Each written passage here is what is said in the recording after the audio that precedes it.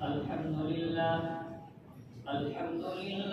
نحمده ونستعينه ونستغفره ونؤمن به ونتوكل عليه ونعوذ بالله من شرور أنفسنا ومن سيئات أعمالنا من يهده الله فلا مضل له ومن يضلله فلا هادي له ونشهد أن لا إله إلا الله وحده لا شريك له ونشهد أن سيدنا ومولانا محمدا عبده ورسوله صلى الله تعالى عليه وعلى آله وأصحابه وسلم تسليما كثيرا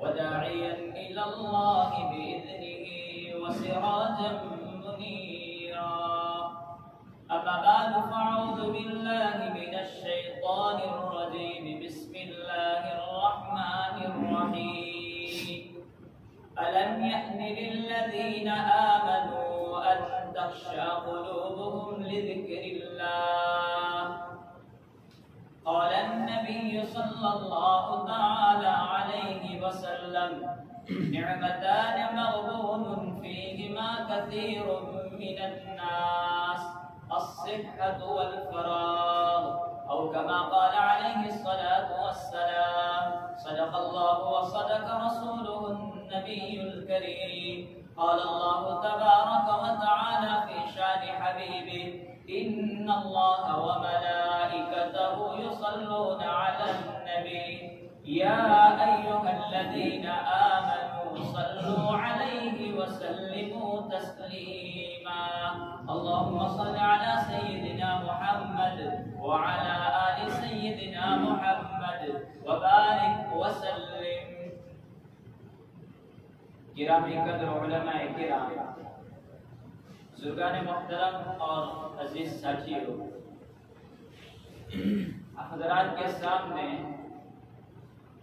میں نے قرآن کریم سورہ حدید کی ایک آیت کا ٹکڑا حضرات کے سامنے پڑھا اور نبی اکرم صلی اللہ تعالی علیہ وسلم کا ایک ارشاد گرامی آپ حضرات کے سامنے پڑھا۔ جس آیت کریمہ کو آپ حضرات کے سامنے پڑھا،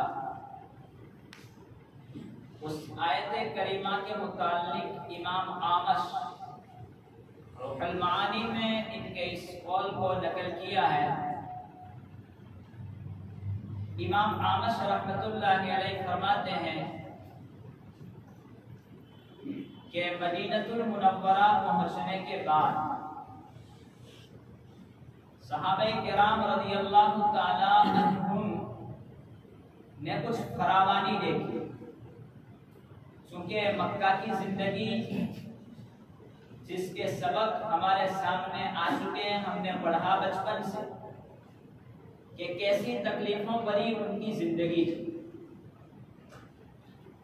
ان کو مارتے تھے کفار، راستوں میں کانٹے بچھاتے تھے، ریتیلی زمین پر ان کو سلا دیتے تھے۔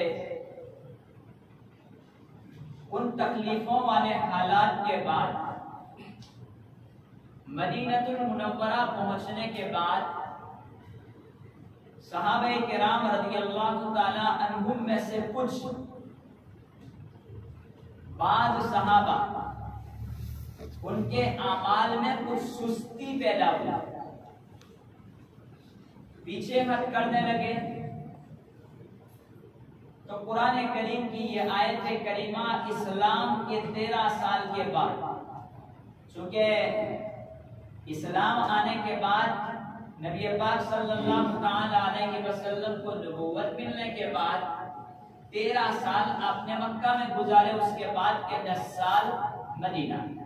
اس 23 سالہ زندگی میں اسلام کی نبی پاک صلی اللہ علیہ وسلم کی، تو 13 سال کے بعد اور ہجرت کے پہلے سال میں امام اعمش فرماتے ہیں کہ یہ آیت کریمہ نازل ہوئی، أَلَمْ يَأْنِ لِلَّذِينَ آمَنُوا أَن تَخْشَعَ قُلُوبُهُمْ لِذِكْرِ اللَّهِ۔ کہ اب ایمان والوں کے پاس وہ وقت نہیں آیا کہ وہ اللہ تبارک و تعالیٰ کا خوف ان کے دلوں میں پیدا ہو. کیا وجہ کیا کیونکہ انہوں نے تنقیدی زندگی مکہ میں گزاری تھی. جیسے ہی فراوانی ہوئی تو کچھ سستی پیدا ہو. لاک ڈاؤن جس مسئلے کو لے کر کے ہم چل رہے ہیں یہ مسئلہ کوئی نیا نہیں. اس وقت بھی شعب ابی طالب کے 3 سال صحابہ پر وہ گزرے تھے کہ جہاں پر وہ لوگ جب اندر قید ہو گئے، بند ہو گئے، مکہ کے کافروں نے آپ سے بائیکاٹ کر دیا. اور ہم جیسا بائیکاٹ نہیں، اس بائیکاٹ میں نہ ان سے کوئی چیز خریدنا نہ بیچنا، جتنا تھا اس پر گزارا. ظاہری باتیں چند مہینے میں وہ اناج ختم ہونے والا ہے. درخت کے پتے گرتے اسی سے گزارا چلتا، بچے بلبلاتے، ان کو کسی طرح بہلاتے.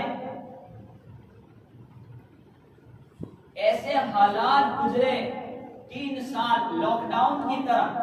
بلکہ اب ہمارا جو لاک ڈاؤن تھا جو گزشتہ 2-3 مہینوں میں، اس میں تو ہم آسانی کے ساتھ کھا سکتے تھے، پی سکتے تھے، عافیت کا مسئلہ ہے. تو اس حالات اور اس حالات کے اوپر ذرا غور کریں. ایسی تکلیفوں والی زندگی.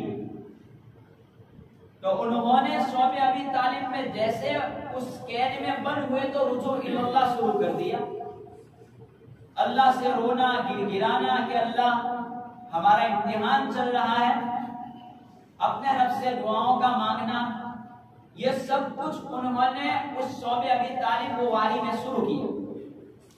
اب نکلنے کے بعد مدینے کا سفر کچھ مدت کے بعد. اب مدینے کے سفر کے بعد کچھ صحابہ میں جب فراوانی ہوئی، مال کی، تجارت کی، تو تھوڑی سستی پیدا ہوئی. اب اس سستی میں قرآن کی آیت امام اعمش فرماتے ہیں، عبداللہ ابن مسعود فرماتے ہیں کہ یہ آیت کریمہ نازل ہوئی الم یأن للذین آمنوا ان تخشع قلوبهم لذکر اللہ، کہ کیا اب ایمان والوں کے پاس وہ دور نہیں آیا کہ ان کا دل خدا کے خوف سے ڈر جائے.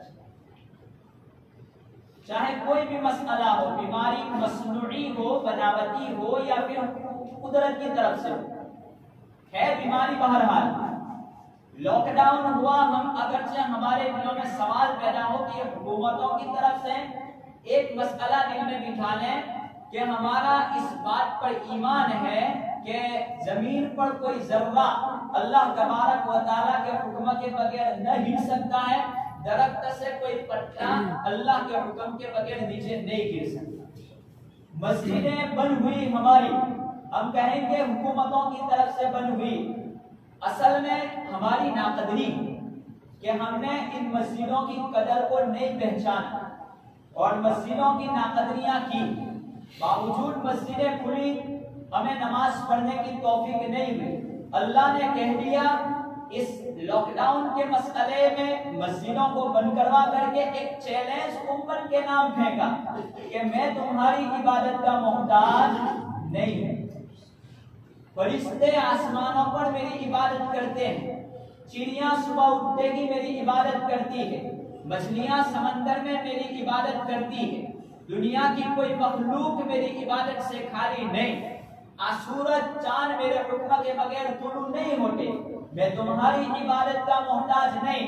کتنی تم ناقدری کرو گے؟ اس وقت ہر ایک کی زبانوں پر یہ تھا کاش مسجدیں کھل جاتی، مسجدیں کھلتی، ہم مسجدوں میں چلے جاتے. تو اس حالات کو اس حالات پر ذرا فٹ کریں، جوڑیں کہ صحابہ پر کچھ فراوانی ہوئی، قرآن نے فوراً جن جوڑا. قرآن صحابہ تک محدود نہیں تھا، قرآن قیامت تک آنے والی نسلوں کے لیے ہے. الم یأن للذین آمنوا، ابھی ہمارے دل نہیں ڈرے کہ اس کے سامنے ہم دعا کریں، رویں، اللہ تبارک و تعالیٰ کے سامنے معافی مانگیں کہ ہم نے یقیناً ناقدری کی، مسجدیں بند ہوئی، اللہ معاف کر دینا، اب ہم کبھی مسجدوں کو نہیں چھوڑیں گے. پھر بھی ان حالات میں ہم مسجدوں کا عالم دیکھ لیں کہ کیا عالم ہے ہماری مسجدوں کا. فجر کی نماز سے لے کر عشاء کی نماز تک دیکھیں اور جمعہ کی نماز کو دیکھیں. ابھی وہ وقت نہیں آیا الم یکن للذین. میرے ارشاد پڑھا نبی پاک صلی اللہ تعالی علیہ وسلم کا نعمتان مغبون فیہما کثیر من الناس. دو نعمتیں اللہ تبارک و تعالی کی طرف سے ایسی جس میں بہت سارے لوگ دھوکے میں. کثیر من الناس الصحت والفراغ. اب اس بیماری نے صحت کی قدر کروا دی. ہم سمجھتے ہیں کہ ہمارے پاس ابھی یہ جوانی کا موقع ہے, جوانی ڈھل جائے گی, ہم نیک عمل کی طرف لوٹ آئیں گے. قدر کریں اس زندگی کی. کون کہتا تھا کہ یہ جوان ہٹا کٹا آدمی اس بیماری میں مبتلا ہوگا؟ اللہ کا شکر ہے کہ اللہ نے ہمیں دواخانوں کے حوالے نہیں کیے. اللہ کا شکر ہے کہ ہم عزت کا کھانا اپنے گھروں پر کھا رہے ہیں. تو ہم اس کی قدردانی یہ کرتے ہیں بغیر قید و بند میں رہ کر کے کہ ہم مسجدوں کو آباد نہ کریں. یہ ہماری قدردانی ہے.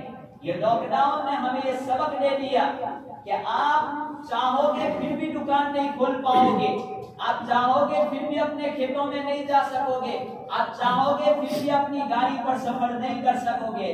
چاہے حکومت کرے لیکن حکومت کا دل بھی اللہ کے قبضے میں ہے, اس کی پیشانی بھی میرے رب کے قبضے میں ہے. وہ چاہے تو وہ حکم نافذ کرے گا, ورنہ کسی کی کیا طاقت کے رب کے حکم کے بغیر دنیا میں لاک ڈاؤن کو نافذ کر دے.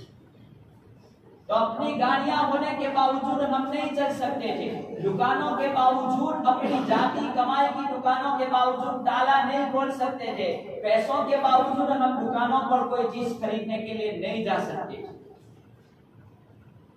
تو ابھی بھی اللہ تعالیٰ نے پھر موقع دیا مسجدیں کھول کر کے کہ ان دو نعمتوں کی قدر کرو, صحت اور عافیت کی.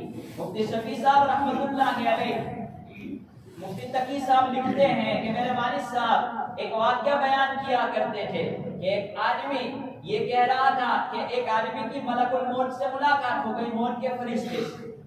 اس ملاقات میں اس نے کہا کہ دنیا کے قانون ہے, چاہے وہ کسی بھی جگہ پر ہو, کہ پہلے نوٹس دے دی جاتی ہے کہ آپ کا یہ کام ہے, فلاں جگہ پر آپ کو حاضر ہونا ہے, کورٹ ہے, کہیں پر سے بھی نوٹس آتی ہے. لیکن آپ کے یہاں سے کوئی نوٹس نہیں, آپ آتے ہیں دبوچ لیتے ہیں, روح کھینچ کر کے چلے جاتے ہیں. کہا کہ نوٹس سے بہت ساری دنیا والوں سے زیادہ نوٹس ہے ایک فرشتے کے اللہ کی طرف سے ہوتے. آپ کا بیمار ہونا یہ بھی اللہ کی طرف سے ایک نوٹس ہے, آپ کا بڑھاپا آنا یہ بھی نوٹس ہے, کوٹوں کا آ جانا یہ بھی ایک نوٹس ہے کہ دادا کی جگہ خالی کرو, ہم آ چکے. بہت ساری نوٹس ہے اللہ تعالیٰ کی طرف سے آتے ہیں. ان حالات میں بھی ایک نوٹس ہے کہ دیکھو کتنے نوجوان ہنتے کرتے تھے, وہ موت کے حوالے ہو چکے اور دنیا سے جا چکے. لہذا یہ پیغام ہے کہ اس پیغام پر ہم اپنی مسجدوں کو آباد کریں, ورنہ مسجدیں خدا کا گھر, اللہ ہماری عبادت کا محتاج نہیں ہے. یہ دل میں سبق نکالو, الم یکن للذین آمنوا ان تخشع قلوبهم لذکر اللہ. یہود و نصارا کی طرح نہ بنو کہ جب ان کے اوپر خرابانی آئی, ہم کیسے لاک ڈاؤن میں تھے, ہر ایک چاہتا تھا کہ چلو ٹہلنے کے لیے, چلو چلنے کے لیے, گھر کے آنگن میں چلنے کے علاوہ کوئی چارہ نہیں تھا, باہر نکلنے کے لیے پریشان تھے, ڈپریشن جیسا ماحول ہو چکا تھا.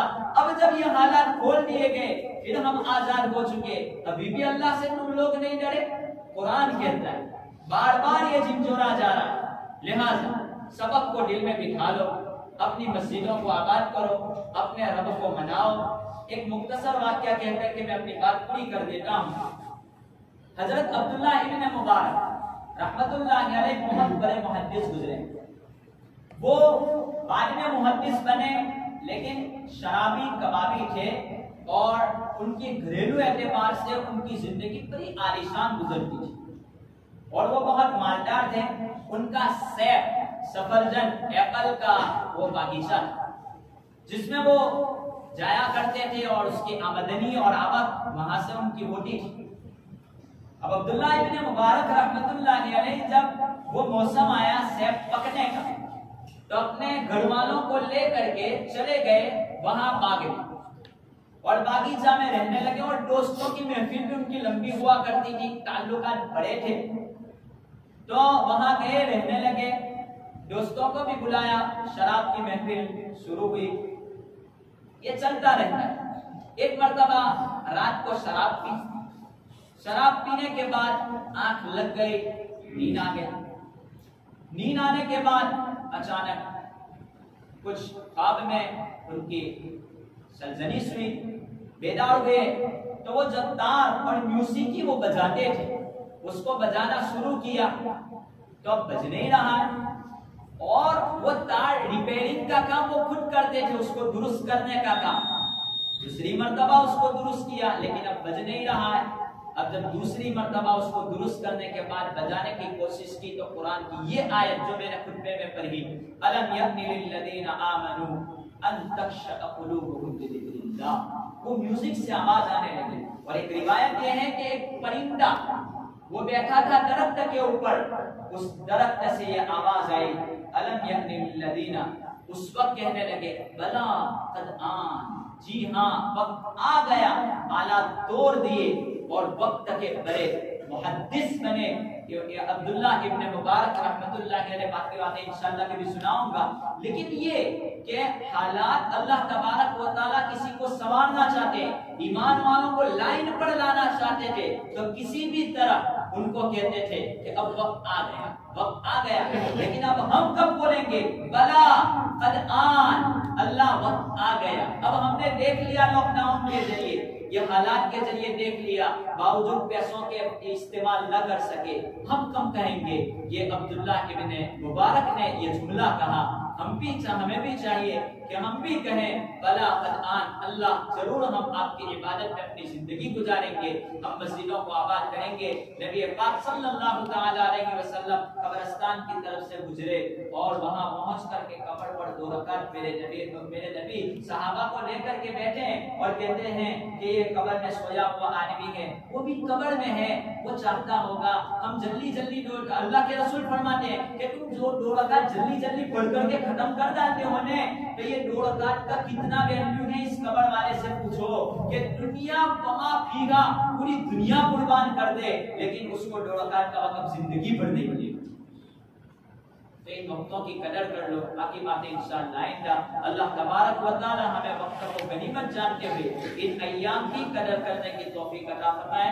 نیت کرو کہ انشاءاللہ 5 وقت نمازیں ہماری پابندی کے ساتھ ہوگی، اللہ تعالی عمل کی توفیق عطا فرمائے۔ آمین وآخر دعوانا الحمدللہ۔